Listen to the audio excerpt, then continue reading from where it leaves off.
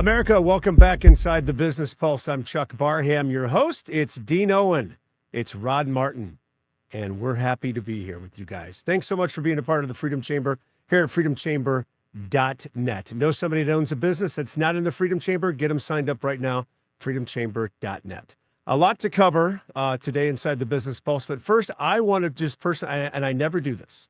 I've never taken this platform, this forum to give a special shout out, but I need to give a special 2 thumbs up, way up to whoever is creating all of Spencer Pratt's AI videos as he is running for mayor in Los Angeles. They are some of the best work I've ever seen done in a political campaign. The AI stuff, this latest Star Wars one. I don't know if you've seen it, Dean, Rod.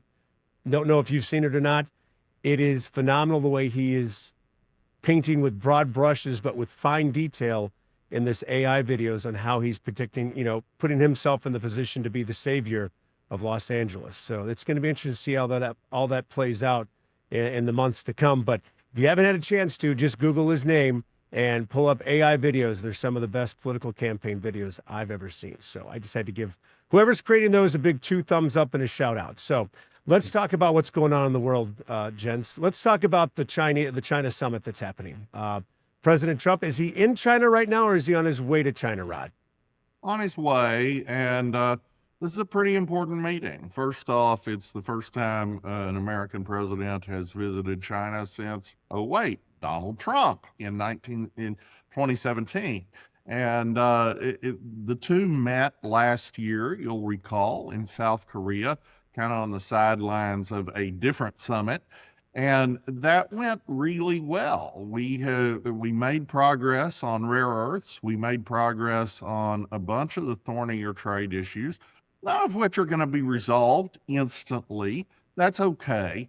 But the real issue here is that Donald Trump is squeezing China hard through the Iran operation. This is a story that hardly anybody in our awful media is touching with a 10-foot pole, partly because I don't think they understand it, and partly because they don't wish to.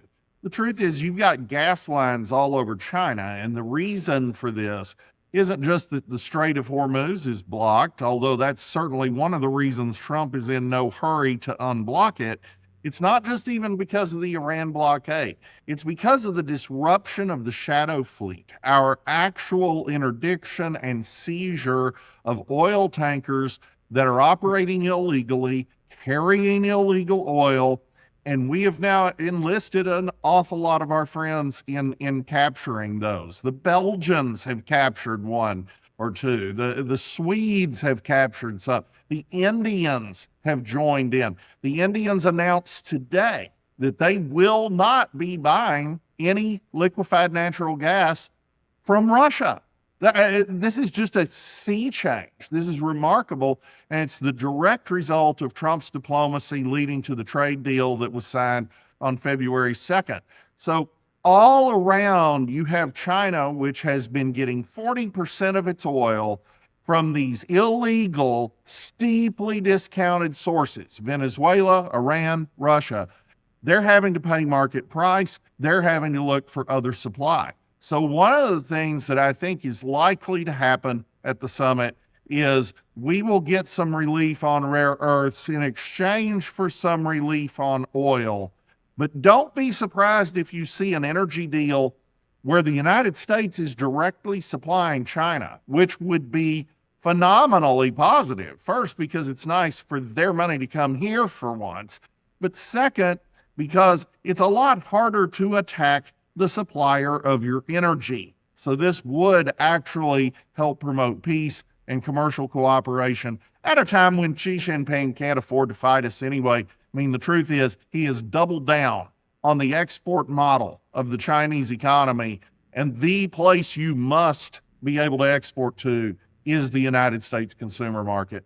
So I think we're going to have a successful summit. We might even get a cherry on top with Xi tongue lashing the Iranians like their foreign minister did the other day. That would be a wonderful cherry. What are the odds on that? Does Vegas have a line on that, Rod? Curious.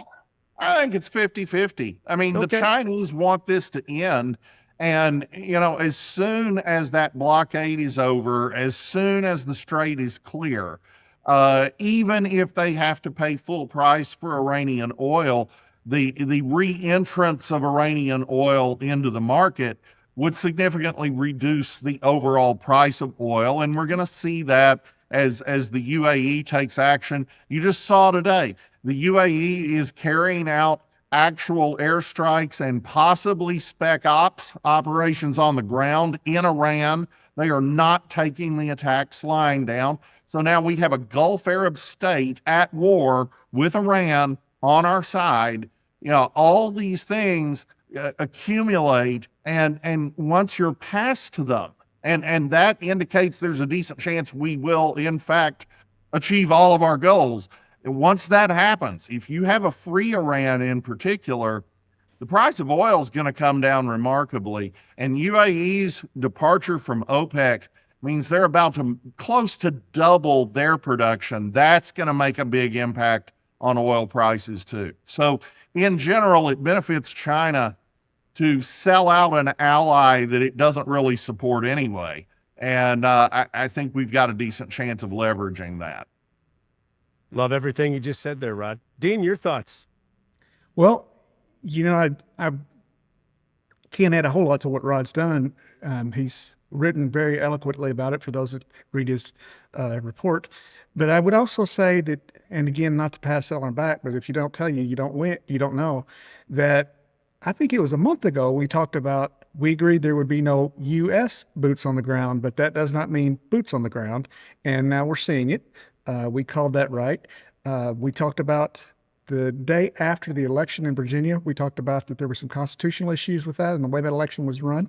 And we talked about that on Wednesday after a Tuesday vote, and by Thursday it was shot down. So it pays to pay attention.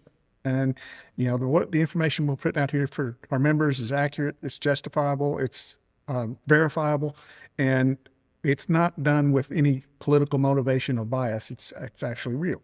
So, and I know, Chuck, you've said 100 times, and I'm very grateful and humbled that you said that our batting average is close to 1,000%, but it is. That's truth.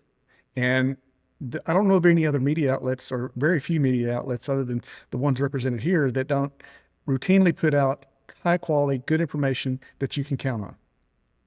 Yeah, yes, sir. And let's dovetail that into the new economic report on inflation that came out today at 3.8%, which we know is not the true number. Dean, lay into that for me. Well, BLS is about 1.9%. I think that's a true number. They're testing over hundreds of thousands of data points in real time on the internet, so there's no substitutions. They're watching Zillow. They're watching all the real estate market, so they're getting their rental information there that's much more accurate. And we've said it before, we just need to take the L out of BLS. And it's all politicized and weaponized and gives the Fed cover for keeping interest rates higher, which hurts the president. But I go back to, we talked about there may be a silver lining, is that once this war gets over, then, and it will get over, once that happens, oil prices crash, we're going to see inflation crash. And there are parts of the economy where there's significant deflation. The commercial real estate, the service sector, things are going extremely well right now. We do have about 1% added inflation because of energy. That's true. And and I'm paying for it too. Everything I drive requires 93 octane or better. So it's no fun.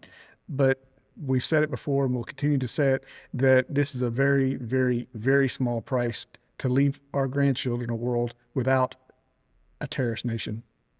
Amen to that. Rod, dovetail into that for me, please. Well, not just eliminating that threat, which is very real. And we just saw how when they launched missiles they supposedly did not have and told the world they did not have at Diego Garcia.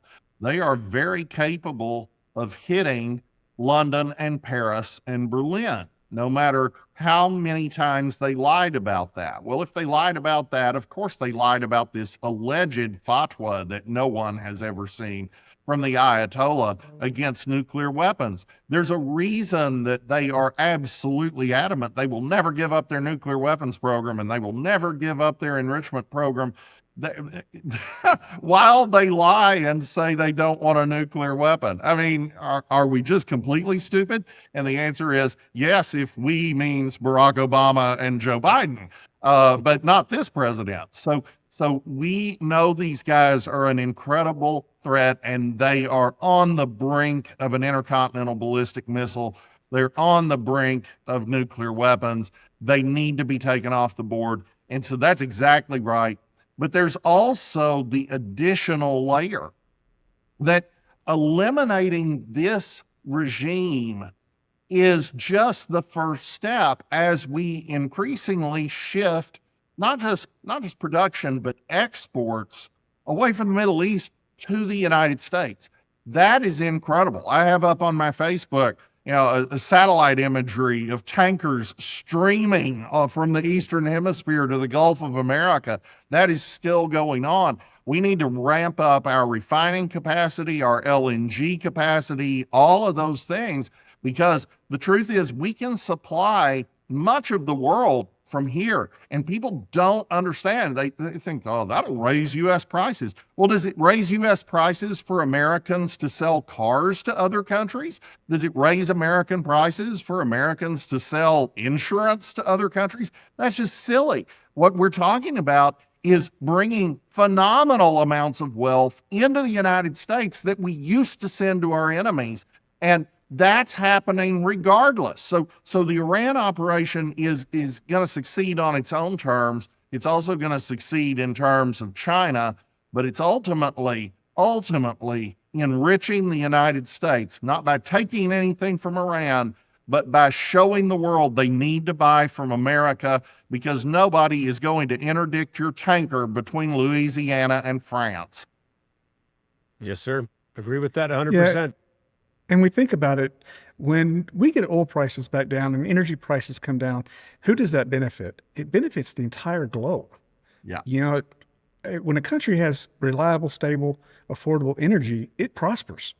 And how many places in the world need that and don't have it? And we're going to see that this decade, and we'll see America and this president change many, many lives all across the globe with cheap, affordable, reliable energy.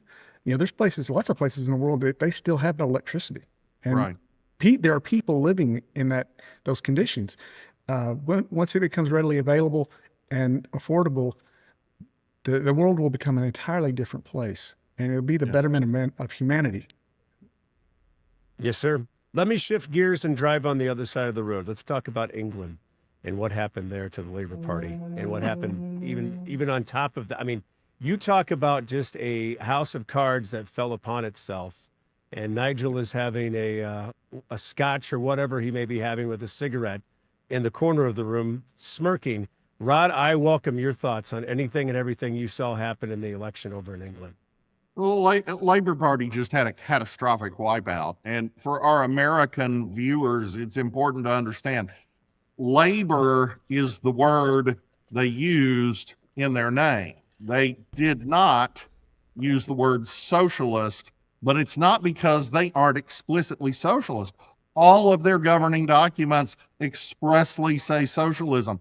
They actually, we've got this weird inverted convention in America where the Democrats are blue and the Republicans are red. But in the whole rest of the world, red means communist. That's their party color. They wear big red ribbons to show their reds, like Lenin. And this government has governed exactly that way. They have arrested 10 times as many for speech violations, posting memes online, as Vladimir Putin has in the same period.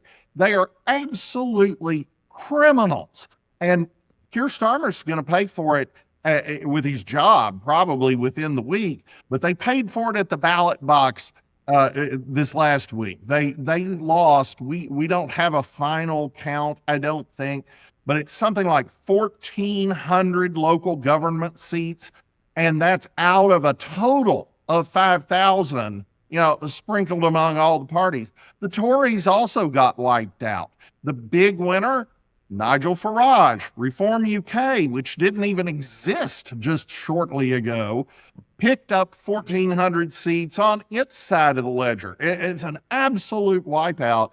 And if the fall of Keir Starmer results in the need to call a new general election, which increasingly looks likely, then Nigel Farage is about to be the next British Prime Minister. Oh, that would be a shell shock to the system over in England. Now, the data I saw, you were right, 1,400 seats there, and then 2,000 council seats is what I've seen the flip and the flop over there. So that's that's ginormous. If you think about what it looks like in Congress or the Senate when you have a big flop like that, a flip flop, that's something to put down in the history books, and it would be something to have Nigel as your new PM over there. That would be once again, I look at it as domino effect as it comes from east to west, from what's happening in China to Iran to England to the United States. It's all good for the world when you get the correct people in power. And hopefully England can self-sustain itself with the cultural shift that it's also gone through.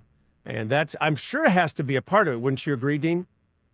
Oh, absolutely. And there's no question. We said, talking about Iran a few weeks ago, with it, I listened to Larry Winget, the world's first irritational speaker, and he talks about when you get uncomfortable enough, you shift.